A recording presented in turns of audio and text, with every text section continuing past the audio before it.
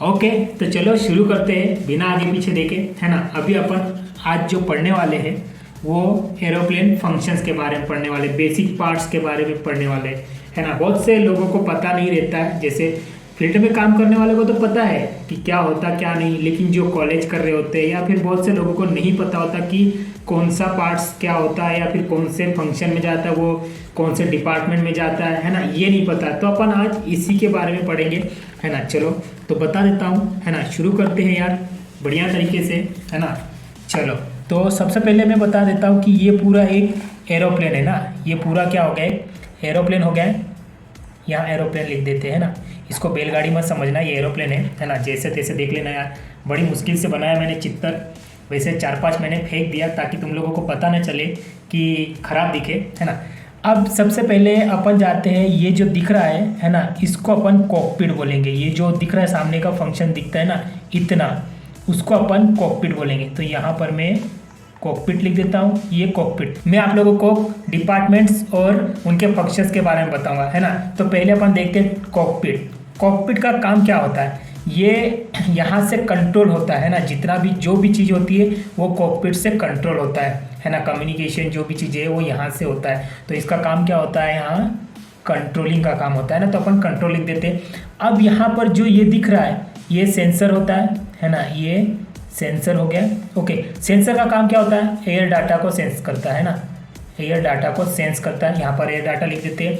अब यहाँ पर एक और चीज़ याद रखना, ये जो इतना आगे का होता है ना, इतना साइड, इधर साइड वाला, उसको अपन बोलेंगे फॉरवर्ड। मैं यहाँ पर फॉरवर्ड कार्गो लिख देता है ना, हाँ, तो इसको बोलेंगे फॉरवर्ड कार्गो बोलेंगे। और जो पीछे का होता है ना इतना, उसको अपन बोलेंगे आफ्ट कार्गो, आफ्ट कार्गो, है ना। आगे के पोर्शन को फॉरवर्ड कार्गो और पीछे के पोर्शन को आफ्ट कार्गो। एक यहाँ पर अभी आप लोगों को इम्पेनिज है ना, बार बार एक वर्ड आता है इम्पेनिज, इम्पेनिज करके ना, बहुत से लोगों को पता नहीं होता है। तो इम्पेनिज सेक्शन क्या होता है, ये जो इतना सेक्शन होता है वो इम्पेनिज में चला जाता है ना। इतना सेक्शन होता है जिसमें कौन कौन से पार्ट्स आएंगे वो भी बता दूंगा, लेकिन ये पहले इम्पेनिज लिख देता हूँ, है ना। ये इम्पेनिज होगा, है ना। इम्पेनिज में क्या क्या आता है, अरे यार ये मच्छर क्यों परेशान कर रहे हैं।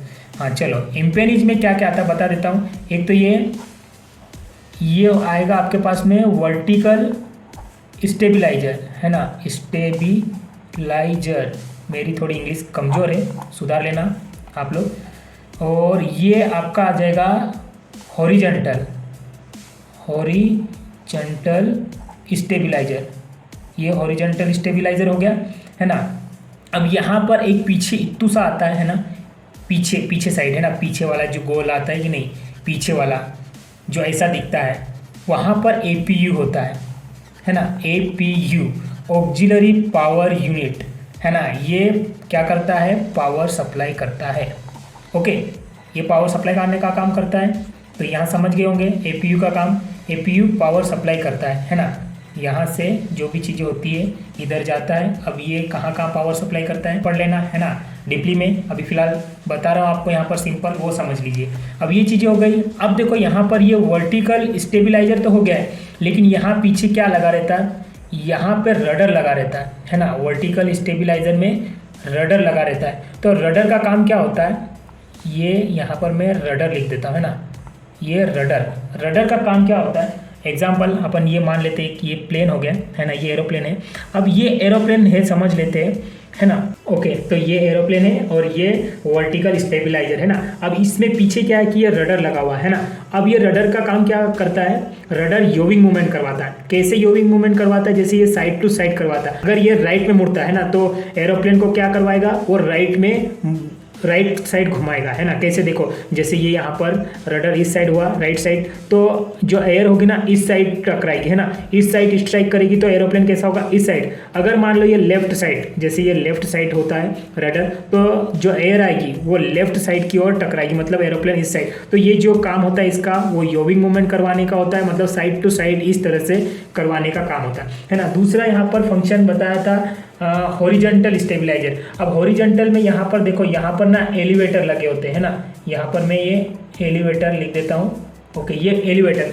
अब एलिवेटर का काम क्या होता है, पिचिंग मूवमेंट करवाना, है ना। पिचिंग देखो, ये जो है ना, ये प्लेन है और ये है तुम्हारा हॉरिजॉन्टल स्टेबलाइजर, है ना। अब ये हॉरिजॉन्टल स्टेबलाइजर है और यहाँ पर पीछे क्या लगा हुआ है, एलिवेटर लगा हुआ है ना। तो अब एलिवेटर पिचिंग मूवमेंट करवाएगा, जैसे एलिवेटर मान लो अप होता है ना, तो जो पिच क्या होगा, पिच भी अप होगा। क्यों? क्योंकि यहाँ पर एयर स्ट्राइक कर रही, मतलब ये अप हो रहा है। अगर ये डाउन मूवमेंट होगा तो एरोप्लेन क्या होगा, वो भी डाउन मूवमेंट होगा, क्योंकि वो नीचे साइड से स्ट्राइक करेगी ना। ये फंक्शन होता है दोनों का। अब यहाँ पर एक और फंक्शन आता है जो विंग पे लगा रहता है ना। विंग पे देखो जो आउटसाइड पोर्शन पे लगा रहता है उसको एलिरोन बोलते हैं, है ना, एलिरोन बोलते हैं।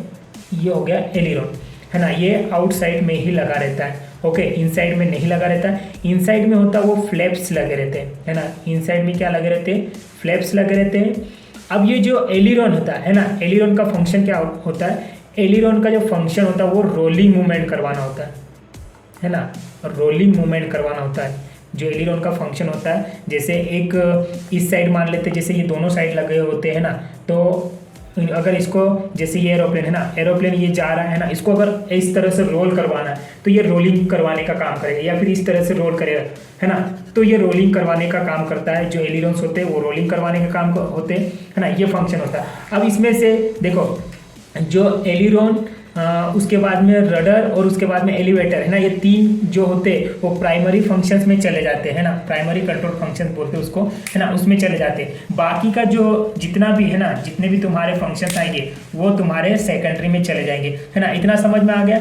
उसके बाद में देखो यहाँ पर बता देता हूँ फ्लैप्स, ओके। तो ये होते हैं फ्लैप्स, है ना। जो इनसाइड होते हैं वो फ्लैप्स और आउटसाइड होते हैं वो एलिरोन होते हैं। तो फ्लैप्स क्या काम करते हैं, फ्लैप्स लिफ्ट को इंक्रीज और डिक्रीज करते हैं, है ना। जो लिफ्ट होता है उसको इंक्रीज और डिक्रीज करते हैं।